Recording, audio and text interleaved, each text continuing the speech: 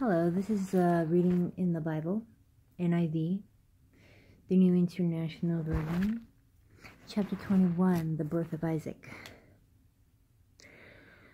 Now the Lord was gracious to Sarah, and he had said, and the Lord did for Sarah what he had promised. Sarah became pregnant and bore a son to Abraham in his old age, at the very time God had promised him. Abraham gave the name Isaac to the son Sarah bore him. When his son Isaac was 8 days old, Abraham circumcised him as God commanded him. Abraham was 100 years old when his son Isaac was born to him. Sarah said, God has brought me laughter, and everyone who hears about this will laugh with me.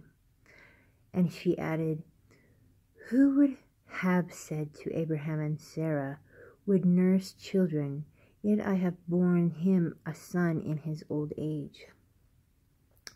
Hagar and Ishmael sent away. The child grew and was weaned, and on the day Isaac was weaned, Abraham held a great feast.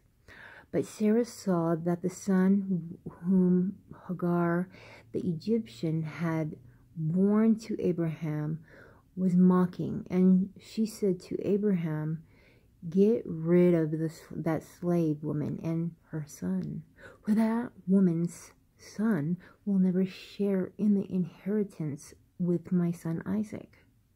The matter distressed Abraham greatly because it concerned his son. But God said to him, do not be so distressed about the boy and your slave woman. Listen to whatever Sarah tells women. Listen to whatever Sarah tells you, because it is through Isaac that your offspring will be reckoned. I will make the son of the slave into nation also, because he is your offspring. Early the next morning, Abraham took some food and a skin of water and gave them to Hagar. He set them on her shoulders and then sent her off with the boy.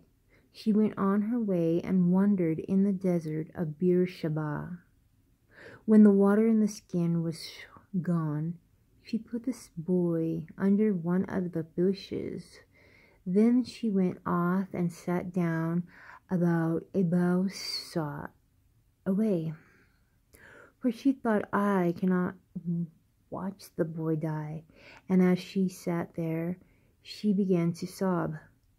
God heard the boy crying, and the angel of God called to Hagar from heaven and said to her, what is the matter, Hagar? Do not be afraid. God has heard the boy caring as he lies there. Lift the boy up and take him by the hand, for I will make him into a great nation. Then God opened her eyes, and she saw a well of water. So she went and filled the skin with water and gave the boy a drink. God was with the boy as he grew up. He lived in the desert and became an archer. While he was living in the desert of Paran, his mother got a wife for him from Egypt, the treaty at Beersheba.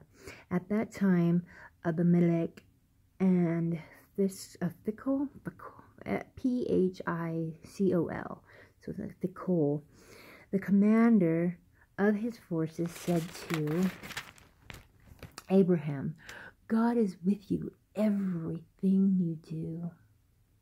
Now swear to me here before God that you will not deal falsely with me or my children or my descendants. Show to me and the country where you now reside as a foreigner the same kindness I have shown to you. Abraham said, I swear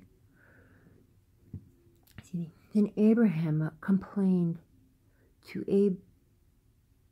Abimelech about a well of water that Abimelech's servants had seized. But Abimelech said, I don't know who has done this. You do not tell me. And I heard about it only today. So Abraham brought sheep and cattle and gave them to Abimelech, and the two men made a treaty. Abraham set apart 7 ewe lambs from the flock, and Abimelech asked Abraham, "What is the meaning of these 7 ewe lambs who have set apart by themselves?" He replied, "Accept these 7 lambs from my hand as a witness that I dug this well." So that place was called Beersheba, because the two men swore an oath there. After the treaty had been made at Beersheba, Abimelech and the commander of his forces returned to the land of the Philistines. Abraham planted a tamarisk tree in Beersheba, he called on the name of the Lord, the eternal God. And Abraham stayed in the land of the Philistines for a long time. Thank you.